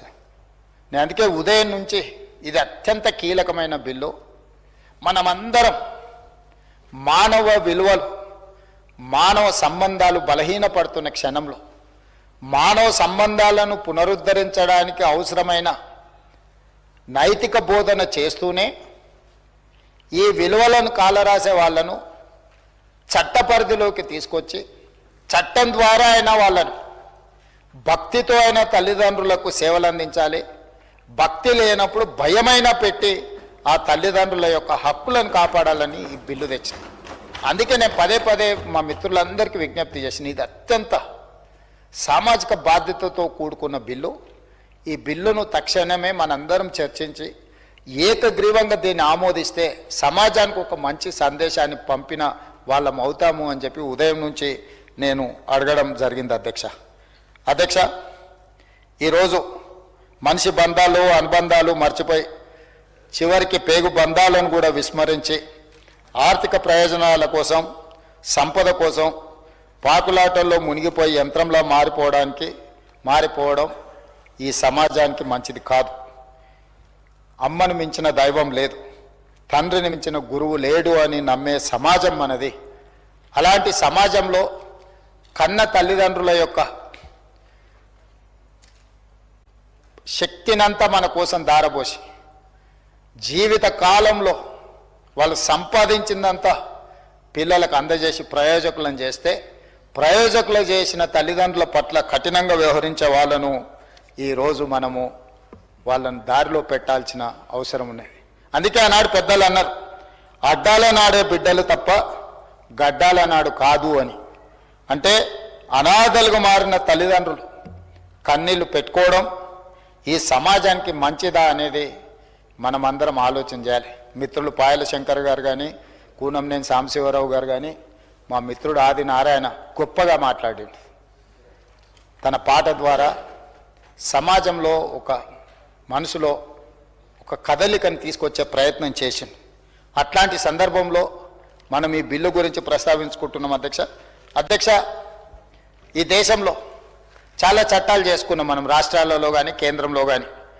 మన దేశంలో పిల్లల సామాజిక భద్రత, మహిళల భద్రత, హక్కులకు రక్షణతో పాటు అనేక చట్టాలు ఉన్నాయి. రాజ్యాంగంలోని ఆర్టికల్ 21A ప్రకారం 6 నుంచి 14 ఏళ్ల పిల్లలకు ఉచిత విద్యా హక్కు ఉంది. రైట్ టు ఎడ్యుకేషన్ యాక్ట్ తీసుకొచ్చిన. ఆర్టికల్ 24 ప్రకారం ప్రమాదకర పనుల్లో బాల కార్మిక వ్యవస్థను మనం నిషేధం చేసుకోవడం జరిగింది. పిల్లలకు రైట్ టు ఎడ్యుకేషన్ కానీ లేకపోతే బాల కార్మిక వ్యవస్థ నిషేధించడానికి కూడా మనం చట్టాలు చేసుకున్నాం అదేవిధంగా అనాథలు, నిరాశ్రయ పిల్లలు, నేరాల్లో చిక్కున్న పిల్లల సంరక్షణ కోసం జువెనైల్ జస్టిస్ యాక్ట్ 2015 కూడా మనం తెచ్చుకున్నాం. పిల్లలపై లైంగిక దాడులు, వేధింపుల నుంచి రక్షణ కోసం పోక్సో యాక్ట్ 2012 మనం తెచ్చుకోవడం జరిగింది రైట్ టు ఎడ్యుకేషన్ యాక్ట్ 2009 ఉండనే ఉంది. 14 ఏళ్లలోపు పిల్లలు పనిలో పెట్టుకోకూడదు అని చైల్డ్ లేబర్ యాక్ట్ కూడా తీసుకొచ్చినాం బాల్య వివాహాల నిషేధ చట్టం ఉంది. మన దేశానికి పిల్లల హక్కులు రక్షణ విషయంలో అనేక అంతర్జాతీయ ఒప్పందాలు కూడా ఉన్నాయి ఇవన్నీ కూడా పిల్లల కోసం, బాలుర కోసం మనం రకరకాల చట్టాలు తెచ్చుకున్నాం. ఈరోజు వాళ్ళకి రక్షణ కల్పిస్తున్నాం. అదేవిధంగా మహిళల విషయానికి వస్తే గృహహింస నుంచి వాళ్ళకి భద్రత కల్పించడం కోసం చట్టం ఉంది, లైంగిక నేరాలకు సంబంధించి నిర్భయ లాంటి చట్టాలు ఉన్నాయి, వరకట్న నిషేధం చట్టం ఉంది, మహిళల గౌరవం హక్కుల పరిరక్షణ కోసం చట్టం ఉంది అధ్యక్ష. అదేవిధంగా వృద్ధుల కోసం కూడా ఒక చట్టం ఉంది. ఈ వృద్ధుల కోసం ఉన్న చట్టంలో సామాజిక భద్రతకు సంబంధించి మన దేశంలో చట్టాలు ఉన్నాయి. ముఖ్యంగా పిల్లలు తమ తల్లిదండ్రులను చూసుకోవడం చట్టబద్ధ బాధ్యతగా చేస్తూ maintenance and welfare parents and senior citizen act 2007 ఈ చట్టం ఉంది అధ్యక్ష. అయితే ఈ చట్టంలో సమాజంలో జరుగుతున్న వివక్ష ఈరోజు మనం చూస్తున్నాం. మిత్రులు పాయల శంకర్ గారు ఈ 10,000 కూడా సరిపోదు, ఇంకా ఎక్కువ ఉండాలి, వాళ్ళకు ఆరోగ్య పరిస్థితులు లేకపోతే ఇతర అంశాలు వచ్చినప్పుడు వాళ్ళకు ఈ 10,000 రూపాయలు సరిపోదు, 15% కానీ ఇంకా ఎక్కువ ఉంటే బాగుంటుంది అని వారు ఒక సూచన చేశారు. అయితే అధ్యక్ష, ఈ సందర్భంగా కేంద్ర ప్రభుత్వం ఏదైతే చట్టం తీసుకొచ్చిందో 2007 యాక్ట్, ఇప్పుడు నేను చెప్పింది, అందులో మ్యాక్సిమం 10,000 మించకూడదని కేంద్ర ప్రభుత్వం చట్టం చేసింది. ఇప్పుడు 10,000 కంటే అధికంగా ఇచ్చేటట్టుగా మనం ఏ చట్టం చేసినా కేంద్ర ప్రభుత్వం యొక్క చట్టానికి విరుద్ధంగా మన రాష్ట్ర ప్రభుత్వం మన శాసనసభ చట్టం చేస్తే ఈ చట్టమే చెల్లకుండా పోతుంది. కాబట్టి ఒకవేళ అవసరమైతే మనం ఏదైనా ఒక సందర్భంలో దీని పరిధిని పెంచడానికి అవసరమైన సూచనలు చేస్తూ ఇక్కడ చర్చ చేసి ఒక తీర్మానాన్ని మనం అవసరం అనుకుంటే కేంద్ర ప్రభుత్వానికి పంపించి ఈ 10,000 15% శాలరీ లేదా 10,000 లోపు ఎక్కువన్నా తక్కువన్నా 10,000 యావరేజ్గా వచ్చేటట్టు చేయడం జరిగింది అధ్యక్ష. ఎందుకు అంటే కేంద్ర ప్రభుత్వం తీసుకొచ్చిన చట్టాలను కూడా మనం దీంట్లోని మనం పెట్టుకోవడం. సెక్షన్ 9లో మ్యాక్సిమం మెయింటెనెన్స్ అలవెన్స్ 10,000 మించవద్దని ఉంది అధ్యక్ష ఈ చట్టంలో. అందుకే మనం ఈరోజు 10,000 అనే చట్టాన్ని పెట్టుకున్నాం. పాయల శంకర్ గారు చేసిన సూచనను 10,000 పైన ఉండాలని ఏదైతే అంటున్నారో మన కేంద్ర ప్రభుత్వం చేసిన చట్టం మనకు నిబంధనగా ఉంది కాబట్టి దానికోసం ఈరోజు మనము అంతకంటే ఎక్కువ పెట్టడానికి మనకు అవకాశం లేకుండా పోయింది అధ్యక్ష. అదేవిధంగా సమాజంలో చాలా పేపర్ కటింగ్లు ఇవన్నీ ఇచ్చిన మా వాళ్ళు, ఇవన్నీ మన నిత్యం అనుభవంలో ప్రజాప్రతినిధులం కాబట్టి మన దృష్టికి చాలా విషయాలు వస్తాయి. బతికున్నప్పుడు తల్లిదండ్రులకు బుక్కెడు బువ్వ కూడా బెటర్, భార్య భయానికో వీళ్ళకే తల్లిదండ్రుల పట్ల అభిమానమో గౌరవమో ప్రేమ లేకపోవడమో కారణాలు ఏమైనా అయి ఉండొచ్చు. బతుకున్నప్పుడు తల్లిదండ్రులను చూసుకొని వాళ్ళు చనిపోయినప్పుడు శవాన్ని ఇంటి ముందర పెట్టుకొని ఆస్తుల పంపకాల కోసం కొట్లాడుకున్న వాళ్ళను, పోలీస్ స్టేషన్ మెట్లెక్కిన వాళ్ళను, ఒకరి మీద ఒకరి కేసులు పెట్టుకున్న వాళ్ళను కూడా మనం చూసుకుంటూ వచ్చినాం అధ్యక్ష. అందుకే అధ్యక్ష ఈరోజు మారిన పరిస్థితులు, ఓ సినిమాలో ఒక డైలాగ్ ఉంది అధ్యక్ష, అంటే చాలా మనిషిని పిండేసే విధంగా ఆ మాటలు ఉన్నాయి అధ్యక్ష. పిల్లలను కనగలము కానీ వాళ్ళ బుద్ధులను కనగలమా అని ఆ సినిమాలో ఒక ప్రశ్న. తల్లిదండ్రులకు పిల్లలను కనడానికి అవకాశం ఉంది కానీ వాళ్ళ బుద్ధి ఎలా ఉండాలనో ఆ బుద్ధిని కనే అవకాశం తల్లిదండ్రులకు లేకపోవడం వల్ల ఈరోజు సమాజమే తల వంచుకునే విధంగా కొంతమంది పిల్లలు వ్యవహరిస్తున్నారు. వాళ్ళని దృష్టిలో పెట్టుకొని ఈ చట్టం చేయడం, ఈ అవకాశం రావడం ఒకవైపున నేను ఆనందంగా భావించినా ఇంకొక వైపు నాకు చాలా బాధ ఉంది. ప్రేమ మధ్య, అనురాగం మధ్య, తల్లిదండ్రుల మధ్యలో ఆత్మీయ బంధం మధ్య ఉండాల్సిన విషయాన్ని చట్టం చేయాల్సిన పరిస్థితి రావడం, చట్టం ద్వారా నియంత్రించాల్సిన పరిస్థితి దాపురించడం ఈ సభకు ఇది బాధాకరమైన విషయం. కానీ బాధపడుకుంటూ కూర్చుంటే తల్లిదండ్రుల సమస్య తీరదు. వయసు మీద పడి కష్టం చేయలేని పరిస్థితిలో కనీసం బతకడానికైనా కనీసంగా వాళ్ళకు మనము వెసులుబాటు కల్పించాలి. కాబట్టి ఈరోజు ఈ చట్టాన్ని మనం తీసుకొస్తున్నాం అధ్యక్ష. అదేవిధంగా అధ్యక్ష, ఒకప్పుడు ఉమ్మడి కుటుంబాలు ఉండేది. ఉమ్మడి కుటుంబమే కాకుండా కుటుంబంలో తమరైనా, నాకు తెలిసి తమరికి 8 మంది సోదరిమణులు, తమరొక్కరు, మేము 7 మంది అన్నదమ్ముళ్ళం, మాకొక్క సోదరిమణి. అంటే ఒకనాడు కుటుంబాలల్లో ఎక్కువ మంది సభ్యులు ఉండేటోళ్ళు. భట్టి విక్రమార్క గారు కూడా 6 బ్రదర్స్. సో మన కుటుంబాలన్నీ కూడా ఎక్కువ మంది ఉండడం వల్ల ఒక సోదరుడు ఒక సోదరిమనో తల్లిదండ్రులను చూసుకోకపోయినా ఇంకో సోదరుడు ఎవరో ఒకరు చూసుకునేవాళ్ళు. ఒక సోదరుడికి అవకాశం లేక ఉద్యోగరీత్యా ఇతర ప్రాంతాలకు పోయినా, ఇతర రాష్ట్రాలకు పోయినా, ఇతర దేశాలకు పోయినా ఇంటి పట్టున ఉండే సోదరుడు తల్లిదండ్రులను కాపాడుకుంటూ ఊర్లో వ్యవసాయం చేసుకుంటూ ఆ కుటుంబానికి తల్లిదండ్రులకు అండగా ఉండేది. ఇట్లా రకరకాల పరిస్థితుల వల్ల మనము ఉమ్మడి కుటుంబంతో పాటు కుటుంబంలో ఎక్కువ మంది సభ్యులు ఉండడం వల్ల ఆనాడు తల్లిదండ్రులకు అంత ఇబ్బంది బాధ కలిగేది కాదు. ఒక కొడుకు కాకపోయినా ఇంకో కొడుకు చూసుకుంటాడనో, పెద్ద కొడుకు కాకపోతే చిన్న కొడుకు దగ్గర ఉండొచ్చానో వాళ్ళకు ఒక ధైర్యం ఉండేది. గ్రామం కూడా ఒక ధైర్యం ఉండేది. ఊరంతా మాకు అండగా నిలబడుతుంది, ఊరంతా మాకు భూమి ఉన్నా ఇల్లు ఉన్నా లేకపోయినా ఊరు మాకు అండగా నిలబడుతుందని ఊరు కూడా ఒక నమ్మకం, ఒక విశ్వాసం. ఉమ్మడి కుటుంబం ఒక నమ్మకం, విశ్వాసం. కుటుంబంలో ఎక్కువ మంది పిల్లలు ఉండడం ఒక నమ్మకం, విశ్వాసం. ఈరోజు కాలం మారింది, పరిస్థితులు మారినాయి, ఆలోచనలు మారినాయి, అవసరాలు మారినాయి, మన ఎదుగుదల లేకపోతే మన ఆలోచనలు మారిపోయినాయి. ఈ సందర్భంగా ఈరోజు ఈ చట్టాన్ని ఈ పరిస్థితుల్లో ఈరోజు మనం చేసే పరిస్థితి వచ్చింది అధ్యక్ష. అందుకే ఈ చట్టంలో మనం ఆడపిల్లలకి ఆస్తుల్లో సమానమైన హక్కు తీసుకొచ్చినాం. ఈరోజు కొడుకుకి కూతురికి తేడా లేదు, కొడుకైనా కూతురైనా సమానమే అనుకునే తల్లిదండ్రులను చూసినాం. తల్లిదండ్రులు చనిపోయినప్పుడు పెద్ద కొడుకు తలకొరివి పెడతారనే నానుడి మనకుంది, లేకపోతే కొడుకే తలకొరివి పెట్టాలని. కొడుకులు లేకపోతే దత్తత తీసుకునే సాంప్రదాయాన్ని మనం చూసినాం. తలకొరివి పెట్టడానికి మేము దత్తత తీసుకున్నాం అన్నోళ్ళను చూసినాం. ఈరోజు సమాజంలో మార్పు వచ్చింది. తల్లిదండ్రులు చచ్చిపోతే తలకొరివి కూతుర్లే పెడుతున్నారు. సమాజం వీటన్నిటిని వెల్కమ్ చేస్తుంది. ఈరోజు కుటుంబ వ్యవస్థ, కుటుంబ నియంత్రణ వ్యవస్థ రావడం వల్ల మేమిద్దరం మాకు ఒక్కరనే పరిస్థితి వచ్చింది. భార్యాభర్తలు ఇద్దరైతే ఇంతకుముందు ఇద్దరు లేక ముగ్గురు పిల్లలు అనేటోళ్ళు. అంతకంటే ముందు ఉమ్మడి కుటుంబాలు అత్యధికంగా సంతానం ఉండేది. ఎంత సంతానం ఉంటే అంత అదృష్టం అని భావించేటోళ్ళు, అంత ఆస్తి అని భావించేటోళ్ళు. ఈరోజు పెద్ద సంతానం వద్దు, చీకు చింత లేని కుటుంబం, మేమిద్దరం మాకు ఒక్కరనే పరిస్థితి నినాదాలు వచ్చినాయి అధ్యక్ష. మరి ఈరోజు ఒక్కరో ఇద్దరో ఉంటే, ఆడకూతురులే ఉంటే, ఆడకూతురులకు తల్లిదండ్రుల మీద ప్రేమ ఉన్నా, వాళ్ళకి ఏదైనా సాయం చేయాలని ఉన్నా, ఆడబిడ్డ పుట్టింటి నుంచి మెట్టినింటికి పోగానే అత్తగారి వాళ్ళు తల్లిదండ్రులకు ఏమాత్రం సాయం చేయడానికి అవకాశమే లేదు, అవకాశం ఇవ్వనే వద్దనే విధానం. కానీ తల్లిదండ్రుల నుంచి వచ్చే ఆస్తి మాత్రం మొత్తం అల్లుడో లేకపోతే అత్తగారోలో మొత్తం తీసుకొని రమ్మని మాట్లాడే పరిస్థితులు మనం చూస్తున్నాం. ప్రజాప్రతినిధులుగా మనం కూడా ఈ పంచాయతీలు తెంచుతున్నాం. అందుకే ఈరోజు కుటుంబం అంటే కొడుకైనా బిడ్డైనా ఇద్దరు సమానమే.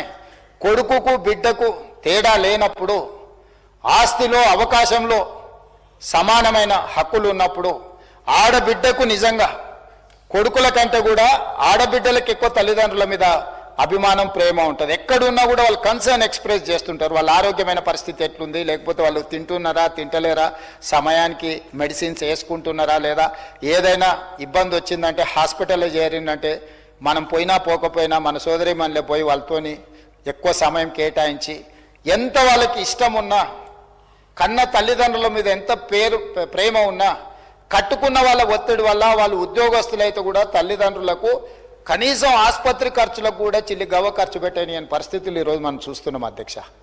నెల నెల బతకడానికి అవసరమైన ఆర్థిక సహాయం చేయలేని పరిస్థితి. నిజంగా బిడ్డకి ఎంతో ప్రేమ ఉండి తల్లిదండ్రులకు ఏమి చెయ్యాలన్న కోరిక ఉన్నా ఈరోజు మెట్టింటి ఒత్తిడి వల్ల వాళ్ళు తల్లిదండ్రులను ఆదుకోలేని పరిస్థితి. ఇక్కడే మన ప్రభుత్వం ఆలోచన చేస్తుంది అధ్యక్ష.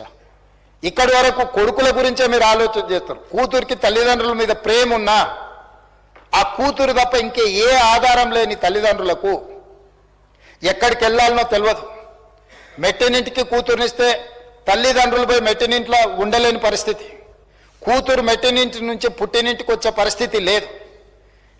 ఆర్థికంగా తల్లిదండ్రులు వాళ్ళు కష్టపడ్డదంతా కూడా కూతురిని పెంచి పెద్ద చేసి ఒక ప్రభుత్వ ఉద్యోగం, ఒక ప్రైవేట్ ఉద్యోగం, ఒక ప్రయోజకురాల్ని చేసిన తర్వాత, ఒక పెళ్లి చేసి అత్తగారింటికి పంపించిన తర్వాత మానసికంగానే వీళ్ళు ఒక బలహీనపడమే కాదు, జీవన ఆధారం మీద కూడా ఎవరి మీద ఆధారపడాలనో తెలియని పరిస్థితులు.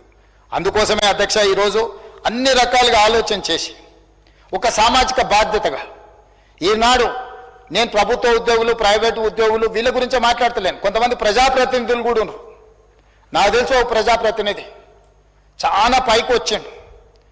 వాళ్ళ తండ్రికి క్యాన్సర్ వస్తే అతను మంత్రిగా ఉండే ఆ తండ్రిని కనీసం బజార్కి వెళ్ళి ఏమైనా పండ్లు కొనుక్కోవాలంటే కూడా తీసుకుపోయే పరిస్థితి లేదు. అతను పాపం నడుచుకుంటూ పోయి ఆయనకు కావాల్సినటువంటి ఫ్రూట్స్ ఇంట్లో భోజనం పెట్టి పెట్టక భార్య భయానికి తండ్రి యోగక్షేమాలు కూడా కనుక్కునే పరిస్థితి కొడుకు లేకపోతే పాపం అతనే నడుచుకుంటూ పోయి ఆ పండు ఫలాలు తెచ్చుకొని ఆయన జీవితం ఆయన గడిపాను. నాకు తెలుసు. ఒకసారి అతను నడుచుకుంటూ రోడ్డు పక్కన నడుచుకుంటూ వెళ్తే నేను అటు నుంచి వెళ్తున్నా, ఆగిన. ఏం సంగతి, ఎందుకే మీరేమో నడుచుకుంటూ పోతుండ్రు, ఏంది, కొడుకు మంత్రి కదా, ఎవరో ఒకరు తీసుకెళ్ళి ఏమైనా కొనుక్కొస్తారు కదా అని. ఎందుకు లేని ఆయన ఇంకా ఆయనని ఇబ్బంది పెట్టుడు, నాకు ఏదో నా పని నేను చేసుకుంటాను. ఈ మధ్య కాలంలో ఆ తండ్రి చనిపోయినప్పుడు మన వాళ్ళందరూ కూడా పోయి పరామర్శించి వచ్చిన ఆ మాజీ మంత్రిని. కానీ అతను తండ్రి పట్ల వ్యవహరించిన తీరు చాలామందికి తెలియదు. అట్లాంటి వాళ్ళు కూడా ఈ సమాజంలో ఉన్నారు, ప్రజాప్రతినిధులలో. అందుకే ఈ చట్టం ప్రభుత్వ ప్రైవేటు ఉద్యోగులకే కాదు అధ్యక్ష, ప్రజాప్రతినిధులను కూడా ఈ చట్టం పరిధిలోకి తీసుకొచ్చిన. ప్రజాప్రతినిధులుగా గొప్ప గొప్ప ఉపన్యాసాలు ఇచ్చేటోళ్ళు కూడా కన్న తల్లిదండ్రుల పట్ల బాధ్యత నిర్వహించిన వాళ్ళను కూడా నా కళ్ళతో చూసిన అధ్యక్ష. అందుకే ఈరోజు ఈ చట్టం ప్రజాప్రతినిధులతో పాటు ప్రభుత్వ ఉద్యోగులతో పాటు ప్రైవేటు ఉద్యోగులతో పాటు ఎవరెవరికైతే తల్లిదండ్రులకు పిల్లలు ఉన్నారో, పిల్లలు స్వార్థం కోసం స్వార్థంతో కూడుకున్న ఆలోచనతోని తల్లిదండ్రులను నిర్లక్ష్యం చేసినరో ఆ పిల్లలకు గుణపాఠం చెప్పడానికే ఈ చట్టం తెచ్చినాం అధ్యక్ష. ఒక కలెక్టర్ దగ్గర, ఒక ప్రభుత్వ అధికారి దగ్గర నా కొడుకు నన్ను సరిగ్గా చూసుకుంటలేడు అని ఒక అప్లికేషన్ పెట్టిందంటే ఆ వ్యక్తులను సమాజం అంతా బహిష్కరించాల్సిన అవసరం ఉంది అధ్యక్ష. తల్లిదండ్రులను చూసుకోనోడు ఈ సమాజంలో మనిషిగా జీవించడానికి కూడా అర్హత లేదు అధ్యక్ష. అట్లాంటి వాళ్ళని మనం అందరం సామాజిక బహిష్కరణ చేయడమే కాకుండా చట్ట పరిధిలోకి పట్టుకొచ్చి ఒక చట్టాన్ని, ఒక శాసనాన్ని చేసి ఈరోజు వాళ్ళను, ఆ తల్లిదండ్రులను కాపాడే బాధ్యత ఈ సభ మీద ఉన్నదని నేను భావిస్తున్నా అధ్యక్ష. మనం చదువుకున్న వాళ్ళం, విజ్ఞత ఉన్న వాళ్ళం, ప్రపంచంలో జరుగుతున్న పరిణామాల పట్ల అవగాహన ఉన్న వాళ్ళము. ఈనాడు ఈ చట్టం చేయడం ద్వారా కొంతైనా ఆ వృద్ధ తల్లిదండ్రుల కోసం మనం అండగా నిలబడ్డాము. ఇదొక భరోసా, విశ్వాసం. దీనివల్ల పూర్తిగా న్యాయం జరుగుతుందని నేను అనను, వివాదాలు సమసిపోతాయని కూడా నేను అనను. కాకపోతే తల్లిదండ్రులకు అవసరమైతే కొడుకును భయపెట్టడానికి ఒక మంత్రదండం ఇవ్వాలి, వాళ్ళకు ఒక శక్తి ఇవ్వాలి. నా చేతిలో ఈ చట్టం ఉంది, స్పీకర్ గడ్డం ప్రసాద్ కుమార్ గారు అధ్యక్షతన ఈ చట్టం పాస్ అయింది, ఈ చట్టం ద్వారా నాకు కొంత హక్కు వచ్చింది, బాధ్యత లేని కొడుకును ఈ చట్టం ద్వారా అవసరం అనుకుంటే నియంత్రిస్తా అని ఆ వృద్ధ తల్లిదండ్రులకు ఒక నమ్మకం, విశ్వాసం, జీవితం చర్మాంకంలో ఒక నమ్మకం, విశ్వాసం కల్పించడానికి ఈరోజు ఈ చట్టాన్ని తీసుకొచ్చినాం అధ్యక్ష. మనందరం ఈ సభలో ఉన్న ప్రతి సభ్యుడు ఏదో ఒక సందర్భంలో ఈ సమస్యను చూసిన వాళ్ళమే, ఈ సమస్యను మనం ఏదో రకంగా పరిష్కరిద్దామని అనుకున్న వాళ్ళమే. దీనికి చట్టబద్ధత కల్పిస్తున్నాం. దయచేసి సభలో ఉన్న అందరు సభ్యులు, సభలో లేని సభ్యులకు కూడా నేను విజ్ఞప్తి చేస్తున్నా, బయట నుంచి అయినా మీరు మద్దతు ఇవ్వండి. ఇది సామాజిక బాధ్యతగా ఈ ప్రభుత్వం భావించి ఈ చట్టాన్ని తీసుకొచ్చింది. ఈ చట్టాన్ని the Telangana employees accountability and monitoring of parental support bill 2026 తమరి నాయకత్వంలో ఏకగ్రీవంగా ఆమోదించి సమాజానికి ఒక మంచి సందేశాన్ని ఇవ్వడానికి మనకు అవకాశం వచ్చినందుకు, ఇంత ముఖ్యమైన దీంట్లో నాకు మాట్లాడడానికి అవకాశం ఇచ్చిన తమరికి మనస్ఫూర్తిగా ధన్యవాదాలు తెలియజేస్తూ సెలవు తీసుకుంటున్నా. సభ్యులందరినీ ఏకగ్రీవంగా పెద్ద ఎత్తున చప్పట్లతోని మీరు మద్దతు పలకాల్సిందిగా కోరుకుంటూ మీ దగ్గర సెలవు తీసుకుంటున్నాను అధ్యక్ష.